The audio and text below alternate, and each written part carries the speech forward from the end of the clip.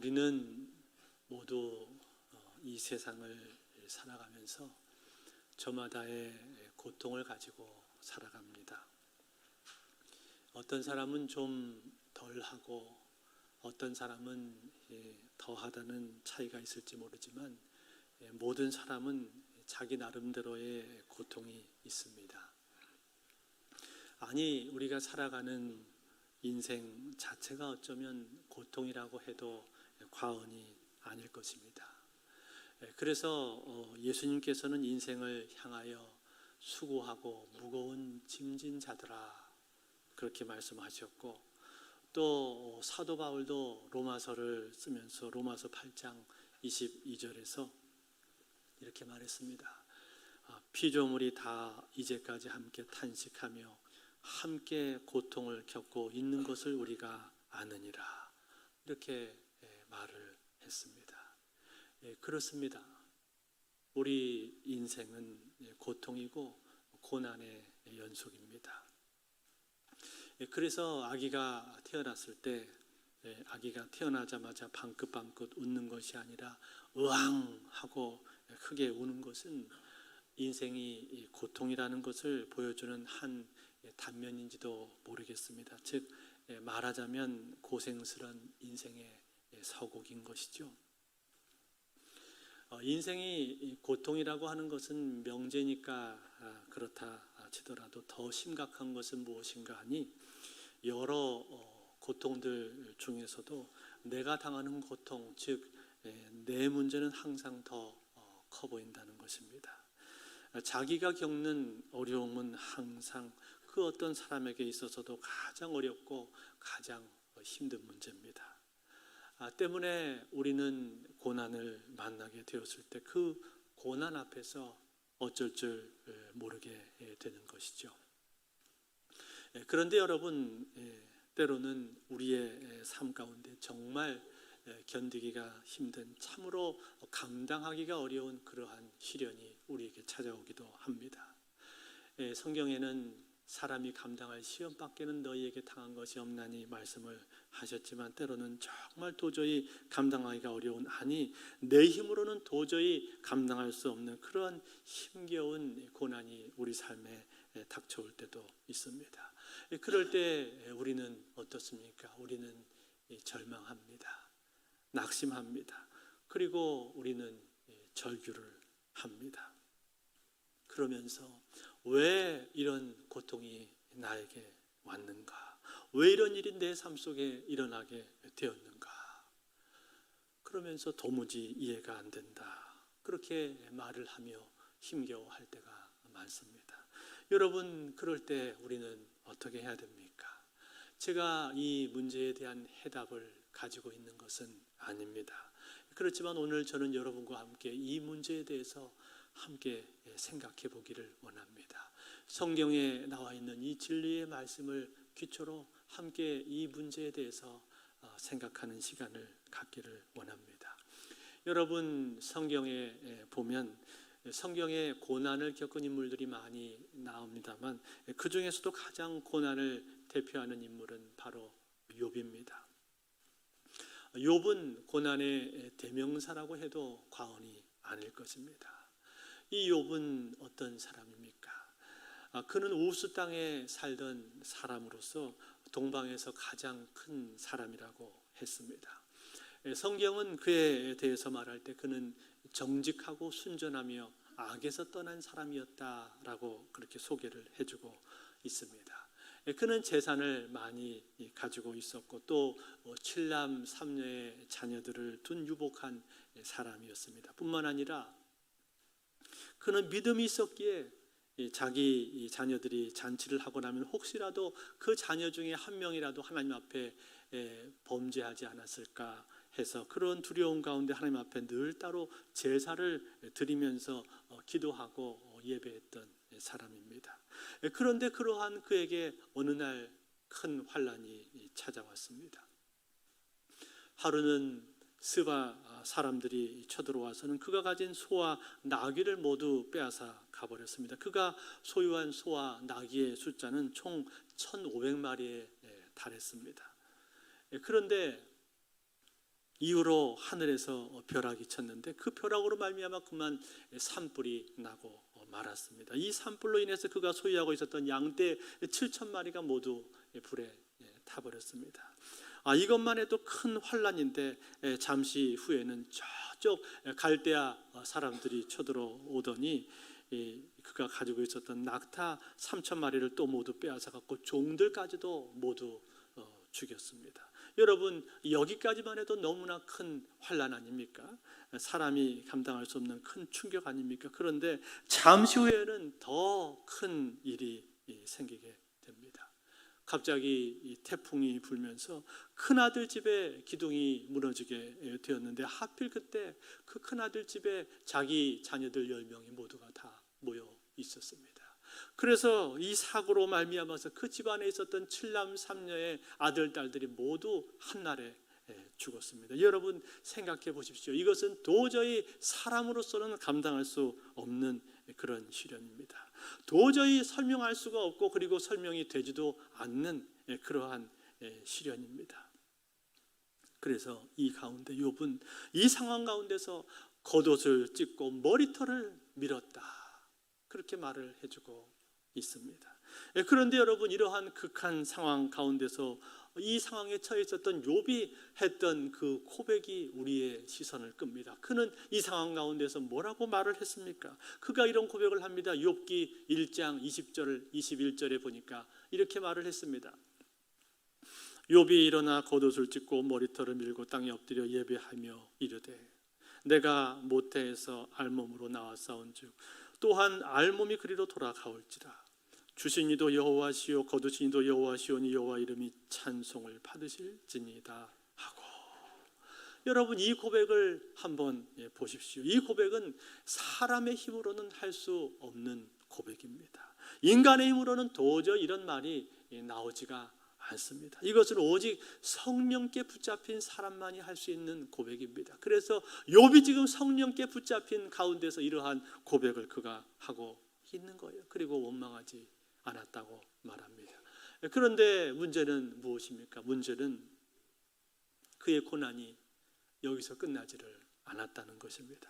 그 후에 또 다른 시련이 그에게 닥쳐왔습니다. 하나님께서 사탄에게 이것까지도 허락을 하셨는데 이번에는 욥의 몸에 문제가 생겼습니다. 즉 온몸에 악창이 나게 되었는데 발바닥에서 정수리까지 온몸에 다 악창이 나게 되었습니다. 종기가 나고 짓무르고 간지럽고 하면서 도저히 견딜 수 없는 그러한 지경이 되었습니다. 얼마나 간지러움이 심했던지 자기 집에 있는 기왓장을 가지고 와서 온몸을 득득 긁고 있었다라고 성경은 그렇게 표현을 해주고 있습니다. 그러한 큰 고통 가운데 처해 있었는데, 근데 그러한 가운데 욥의 옆에 있었던 욥의 아내가 욥을 향해서 뭐라고 말을 했습니까? 이런 말을 그 아내가 말을 했습니다. 욥기 2장 9절에 보니까 이렇게 말합니다.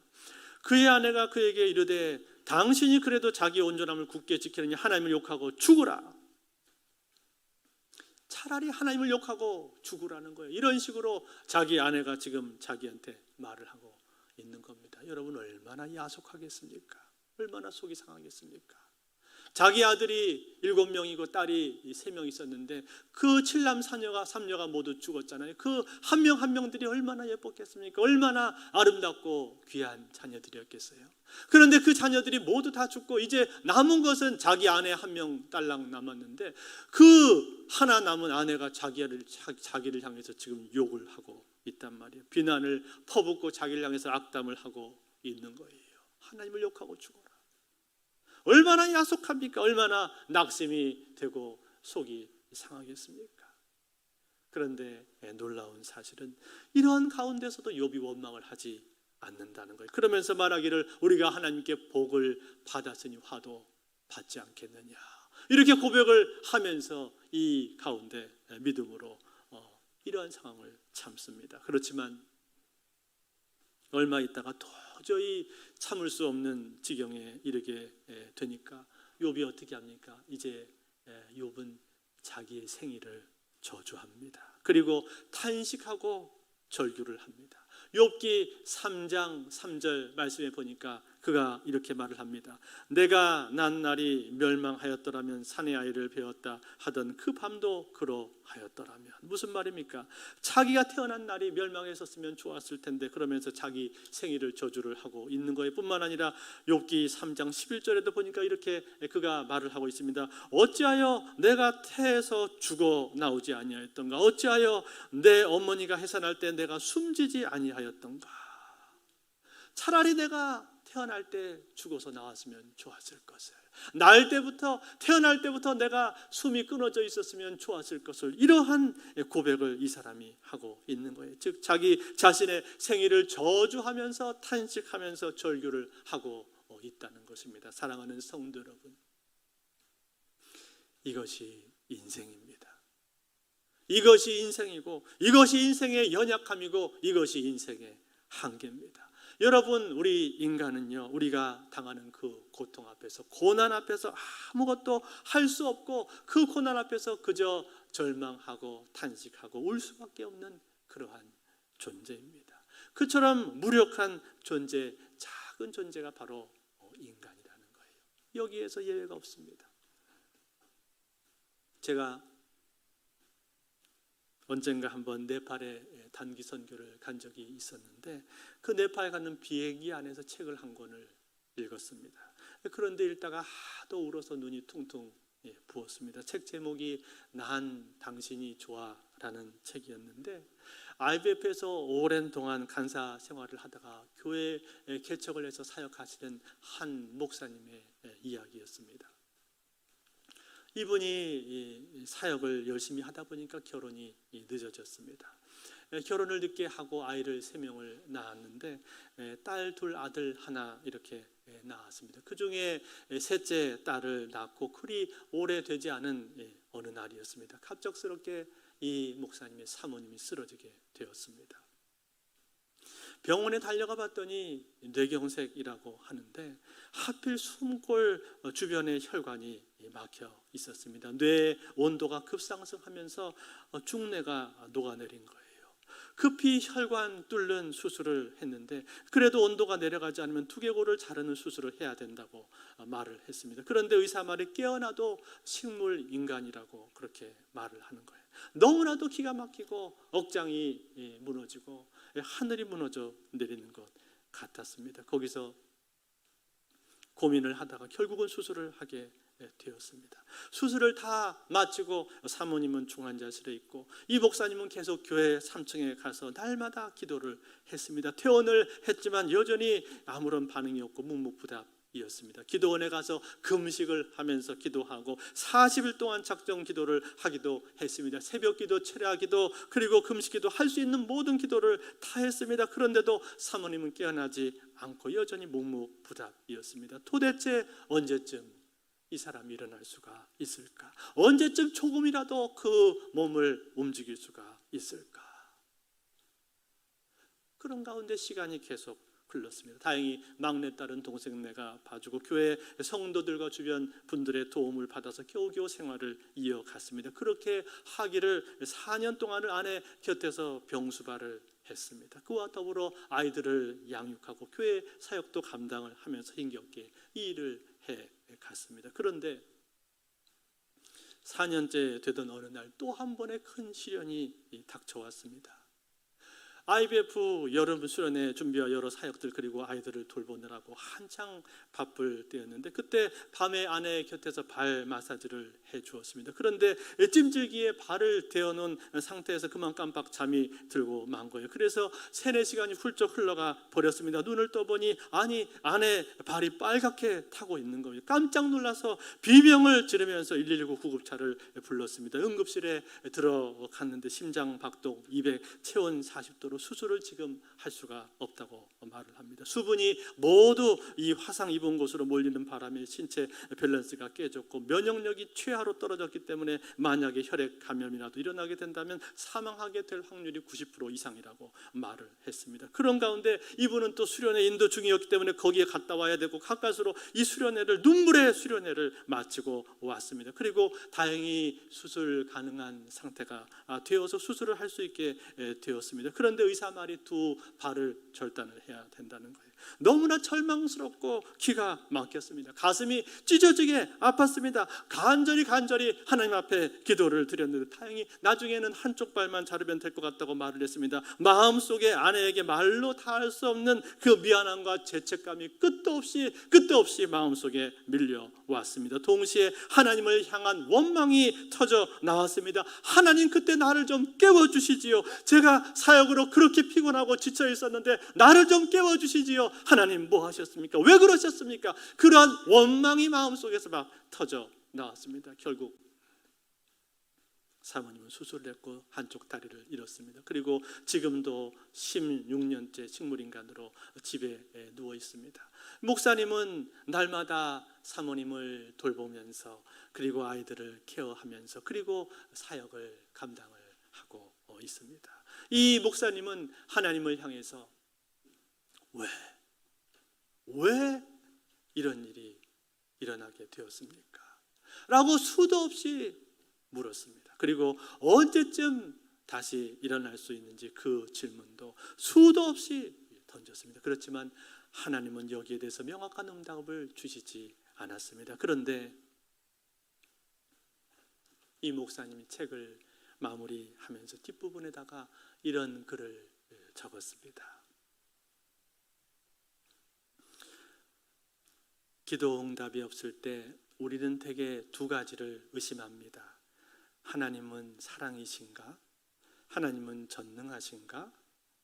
그러고는 둘 중 하나라고 우리는 결론을 내립니다. 하나님이 우리를 사랑하시는데 능력이 없으시든지, 아니면 능력은 있어도 우리를 사랑하시지 않으시나 보다, 이렇게 결론을 내립니다. 나는 하나님 나를 사랑하시고 내게 능력을 나타내셔서 아내를 일으키시는 것을 보고 싶습니다. 절단된 다리가 기적처럼 다시 생기는 것도 보고 싶습니다. 오죽이 답답하면 나에게는 그런 믿음이 없으니까 그렇게 기도하는 분들의 믿음대로 되게 해달라고까지 기도를 했었습니다. 숨이 턱턱 막힐 때마다 나는 하나님께 묻곤 했습니다. 하나님, 대체 지금 뭐 하고 계십니까? 지금 뭐 하고 계세요? 버럭버럭 소리를 지르고 싶을 때도 많이 있었습니다. 차라리 안 낫는다라고 속 시원하게 한 말씀이라도 해주시면 좋겠습니다. 낫지 않는 게 하나님의 뜻이라고 말씀해 주시면 차라리 좋겠는데 여전히 아무 말씀이 없으십니다. 그런데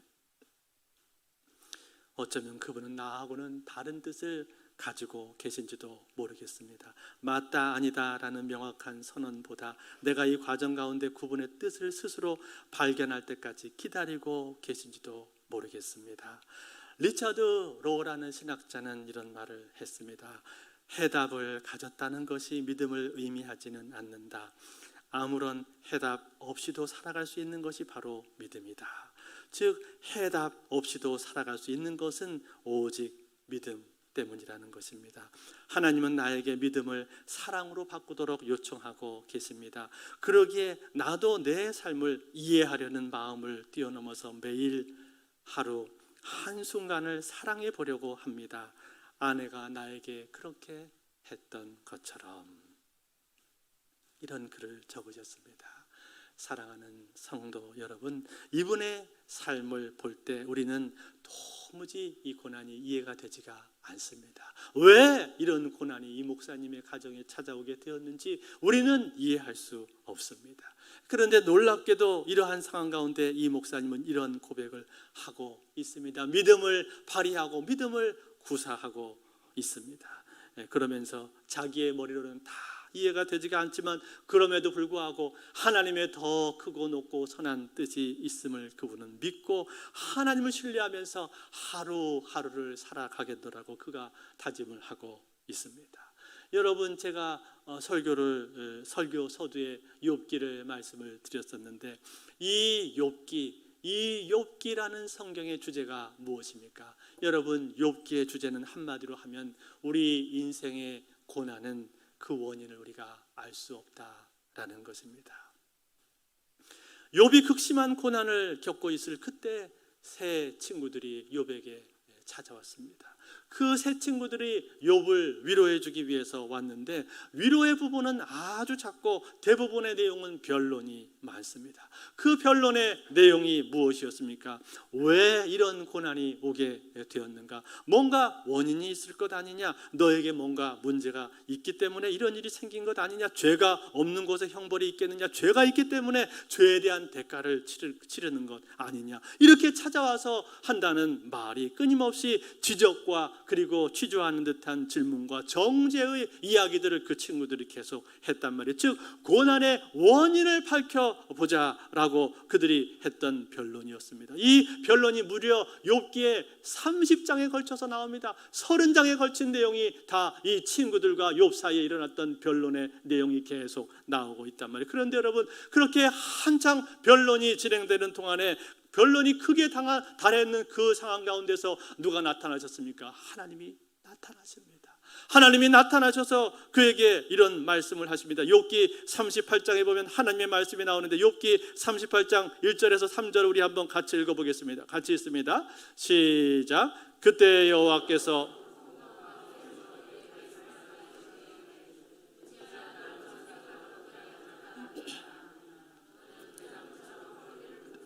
내가 내게 묻는 것을 대답할지니라.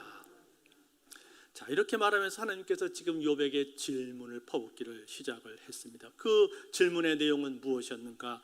땅에 기초를 놓을 때 네가 어디 있었느냐? 바다가 생길 때 너는 어디 있었느냐?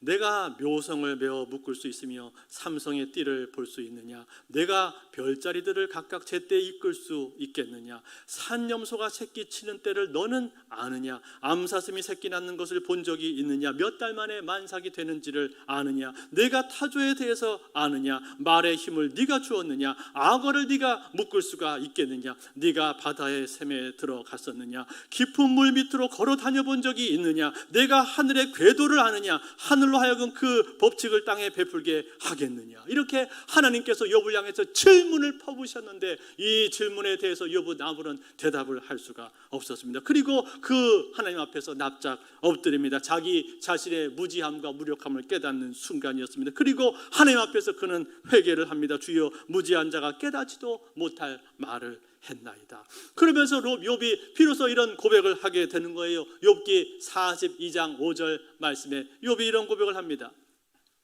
내가 주께 대하여 귀로 듣기만 하였사오니 이제는 눈으로 주를 배움나이다.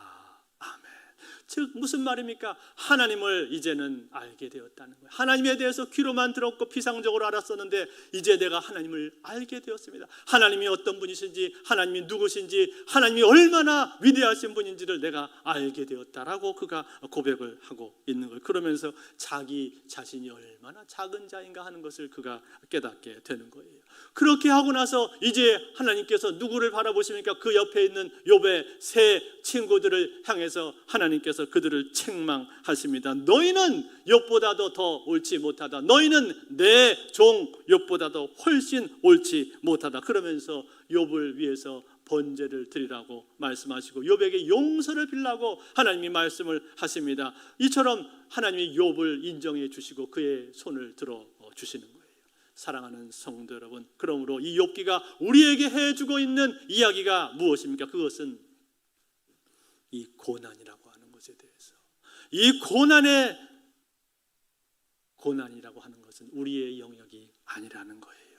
고난은 하나님께 속해 있는 영역이라는 것을 우리에게 말씀을 해주고 있는 겁니다. 우리가 알 수 있는 영역이 아니라는 거예요. 우리가 알 수 있는 것은 무엇입니까? 그것은 오직 하나님은 선하시다는 거예요.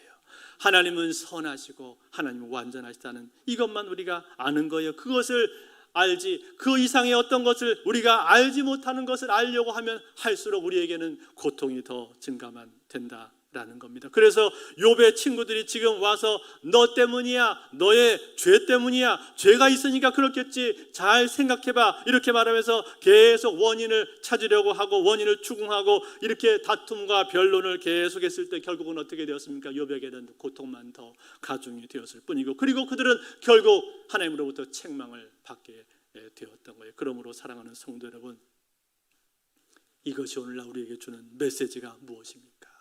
고난이라고 하는 것은요, 신비의 영역이라는 거예요.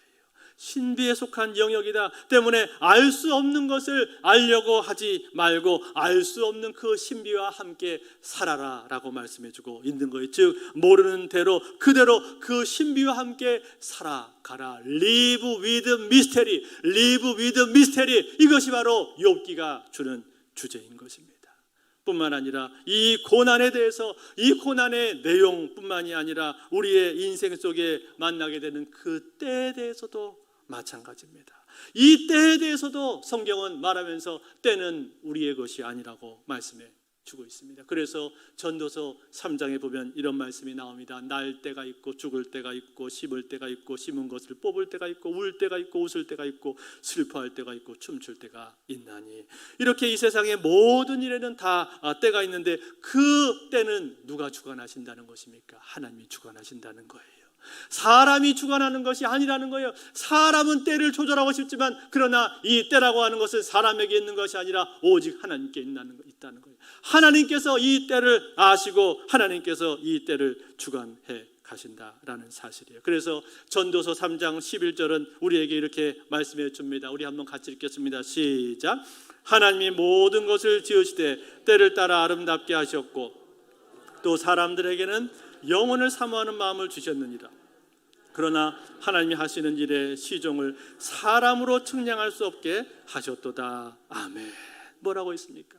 하나님이 하시는 일의 시종을 사람으로는 측량할 수 없게 하셨다. 그렇게 말씀하지 않았어요. 무슨 말이에요? 이 때라고 하는 것은 하나님의 영역이라는 거예요.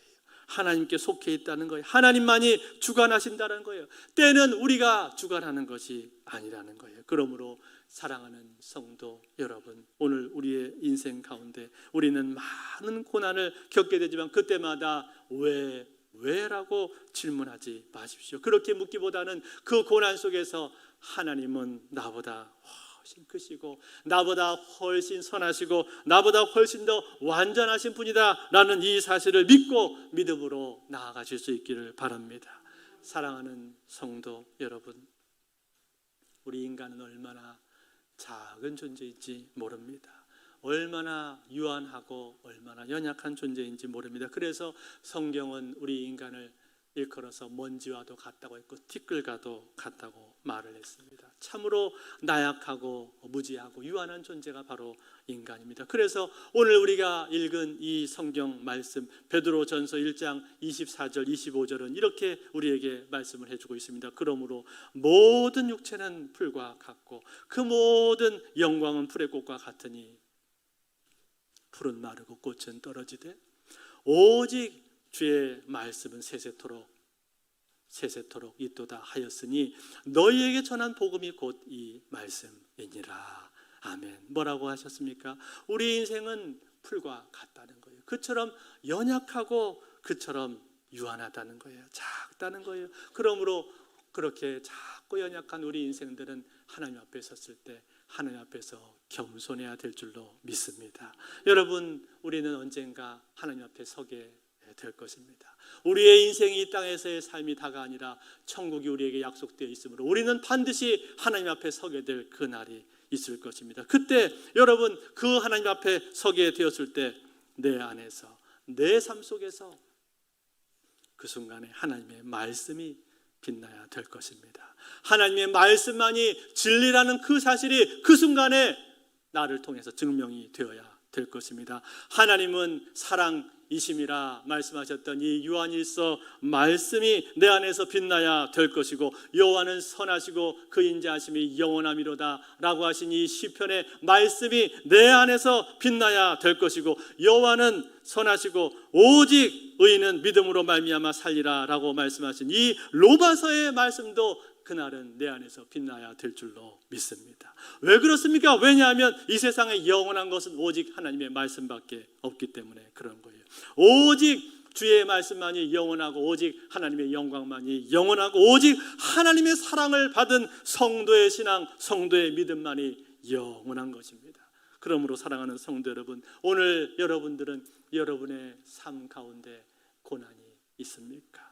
환난이 있습니까? 어려움이 있습니까? 그렇다면 그 가운데 오직 주의 말씀을 붙드시기를 바랍니다. 특별히 고난 가운데 있는 성도들이 붙들어야 될 것은 하나님의 사랑의 말씀입니다. 하나님이 세상을 이처럼 사랑하사 독생자를 주셨으니 이는 그를 믿는 자마다 멸망치 않고 영생을 얻게 하려 하십니다. 이 하나님의 사랑을 우리는 붙들어야 될 것입니다. 이 책의 저자였던 이 목사님도 극심한 고난 속에서 의심이 되고 회의가 들고 시험이 들려고 하는 그 순간이 있었지만 그 순간에 결국 이 하나님의 사랑이 자기를 붙들었다고 고백을 하고 있습니다. 그러면서 로마서 8장 32절 말씀을 그분이 말씀을 했는데 이렇게 고백을 합니다. 자기 아들을 아끼지 아니하고 우리 모든 사람을 위하여 내주신 이가 어찌 그 아들과 함께 모든 것을 우리에게 주시지 아니하겠느냐. 이 말씀이 이 목사님의 삶을 붙들었다고 그는 고백을 하고 있는 것입니다. 이 하나님의 사랑, 하나밖에 없는 외아들을 우리에게 주시기까지 사랑하신 사랑, 아들을 잃어보신 그 하나님의 그 마음과 사랑, 그 사랑이 있었기 때문에 이 목사님은 그것을 이길 수 있었다고 고백을 해주고 있습니다. 그러므로 사랑하는 성도 여러분, 오늘 우리 삶 가운데 어떤 고난, 어떤 환난, 어떤 어려움이 찾아온다 할지라도 우리는 그 하나님의 사랑을 굳게 붙드실 수 있기를 바랍니다. 그리고 그 하나님의 사랑에서 나를 끊을 수 있는 것이 아무것도 없다는 이 사실을 굳게 붙드실 수 있기를 바랍니다. 로마서 8장 38, 39절 말씀, 내가 확신하노니 사망이나 생명이나 천사들이나 권세들이나 현재이나 장래이나 능력이나 높음이나 깊음이나 다른 어떤 피조물이라도 우리를 우리 주 그리스도 예수 안에 있는 하나님의 사랑에서 끊을 수 없으리라. 이 하나님의 사랑이 고난 중에 있는 모든 성도들을 굳게 붙들어 주시기를 간절히 바라고, 뿐만 아니라 이 하나님의 사랑 때문에 그 힘겨운 고난 속에서도 고난의 신비를 안고 우리를 부르시는 그 마지막 날까지, 우리가 하나님 앞에 서게 되는 그 날까지 우리에게 주어진 성도의 삶을 믿음으로 살아가시는 저와 여러분들 다 되실 수 있기를 우리 주 예수 그리스도의 이름으로 축원드립니다.